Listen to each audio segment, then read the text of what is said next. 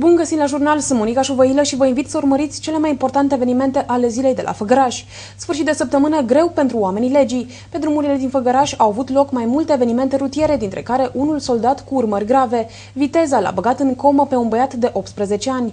El a fost autorul unui accident de circulație petrecut în centrul orașului. Un tânăr din Făgăraș a împrumutat un autoturism Honda și a ieșit la plimbare însoțit de o minoră. Ajuns pe strada Teiului, băiatul nu a redus viteza de peste 100 de km/h, iar în momentul în care a ajuns în dreptul limitatoarelor din cauciuc, a pierdut controlul volanului. Mașina s-a izbit violent de zidul Colegiului Național Radu Negru. Atât șoferul cât și fata din mașină au fost transportați de urgență la Spitalul Județean Brașov. Băiatul se află acum în comă, iar fata a scăpat ușor, doar cu o fractură de claviculă. Oamenii legii spun că tânărul nu deținea permis de conducere, iar în momentul accidentului nici el și nici minora nu purtau centurile de siguranță. În ultimele zile, polițiștii s-au confruntat și cu șoferii băuți la volan. Doi bărbați au reușit să-i uimească pe polițiști. Conducătorii auto aveau o alcoolemie de 0,50 respectiv 0,95 ml alcool pur în aerul expirat. Amândoi s-au ales cu dosare penale, la fel și un făgărășan care conducea fără permis.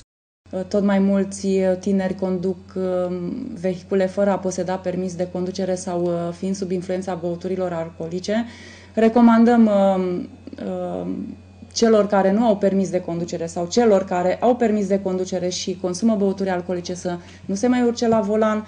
Nici hoții de ocazie nu au stat degeaba în acest sfârșit de săptămână. O femeie de 39 de ani din Șinca a pătruns pe platforma societății Nitroporos, de unde a tăiat mai multe cabluri electrice din cupru în valoare de 2500 de lei. Individa a fost imediat prinsă de oamenii legii.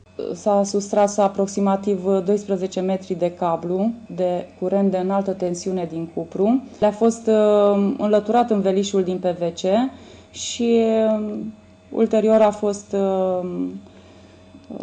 sustras din incinta societății și abandonat lângă gardul acesteia. Timp și bani pierduți pentru propriile terenuri. Este situația unui făgărășan care a ajuns să se judece cu primăria pentru a-și clarifica situația. Se pare că toate îi sunt potrivnice, atâta vreme cât nu îi sunt recunoscute nici chiar actele de proprietate pentru acele terenuri. Reprezentanții primăriei susțin că numai o expertiză întocmită de specialiști la fața locului îl pot scoate pe om din impas.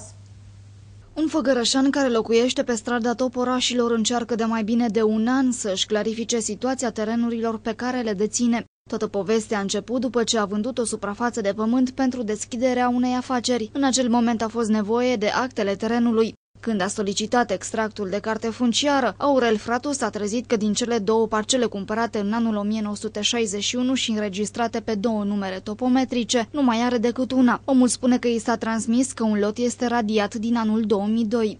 Și acum când am vândut porțiunea dintre linia ferată și calea Trandafirilor, strada Trandafirilor, m-am dus să scot extrase de carte funciară pe două numere topografice, care am conform contractului de cumpărare, când am cumpărat două parcele de 1047.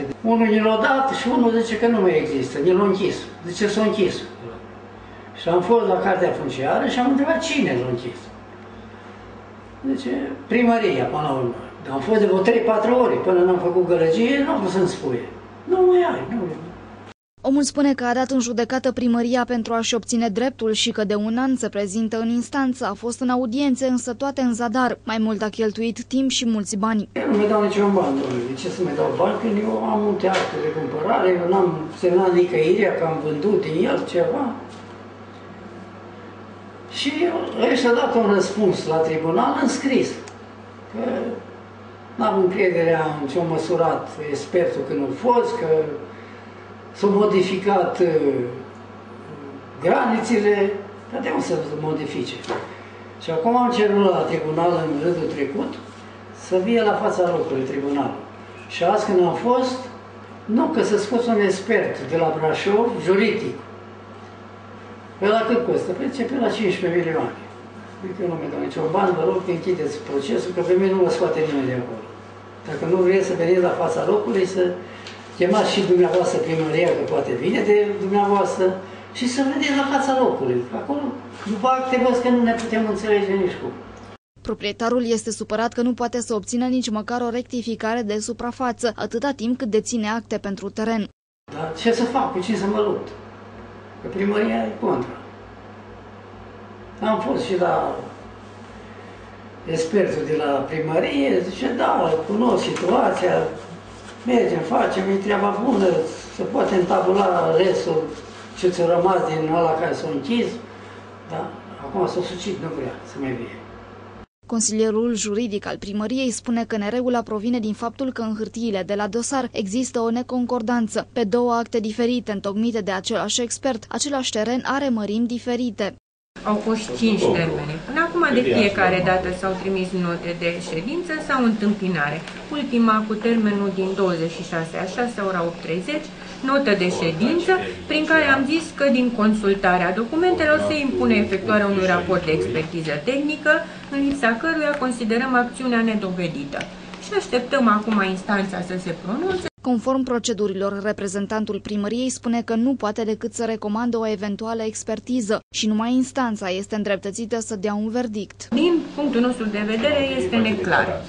De aceea am solicitat și expertiza, pentru că noi avem o documentație întocmită de același proiectant în care apar două suprafețe de teren și nu putem să ne impunem noi o situație clară. După ce se va face un raport, noi nu ne opunem să fie afectată sau să fie lezată proprietatea domnului Pratu, în schimb solicităm să fie soluționată pe baza unui raport. Făgărașul întrece județul la bacalaureat. 2 elevi au luat nota 10 la examenul de absolvire al liceului. Tinerii sunt singurii din județul Brașov care au reușit să obțină punctajul maxim la susținerea probelor. Adina Ionuț de la Colegiul Radu Negru și Alin Cosma de la Doamna Stanca au păstrat renumele celor două instituții de învățământ din orașul nostru. Cei 667 de absolvenți ai liceelor din țara Făgărașului au aflat în cursul zilei de ieri rezultatele examenului de bacalaureat. În acest an, 2 tineri din Făgăraș s-au dovedit a fi cei mai bine pregătiți absolvenți din județul Brașov. Eleva Colegiului Național Radu Negru, Adina Ionuț, a reușit să obțină la fiecare materie de examen 10 pe linie. Dintre cei 157 de absolvenți de la Radu Negru, 2 au picat bacalaureatul. După ce am studiat rezultatele de la bacalaureat pentru absolvenții Colegiului Național Radu Negru, pot să spun că rezultatele sunt mult mai bune decât anul trecut, atât din prisma notelor obținute, cât și prin faptul că sunt doar 2 elevi care nu au reușit să treacă peste acest examen, față de anul trecut când au fost 5.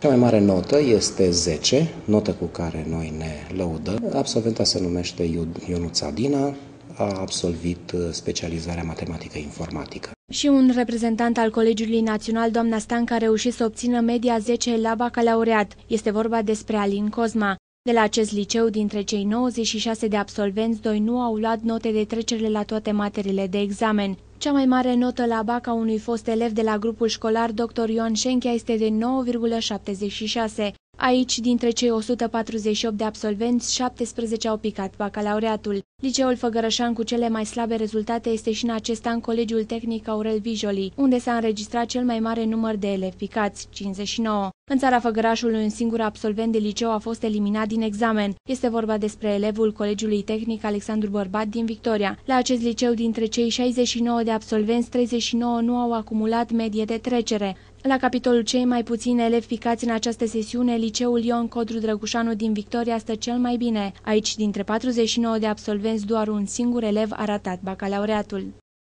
Doamnelor și domnilor, acesta a fost buletinul informativ de la Făgăraș. Vă mulțumesc pentru atenție, toate cele bune!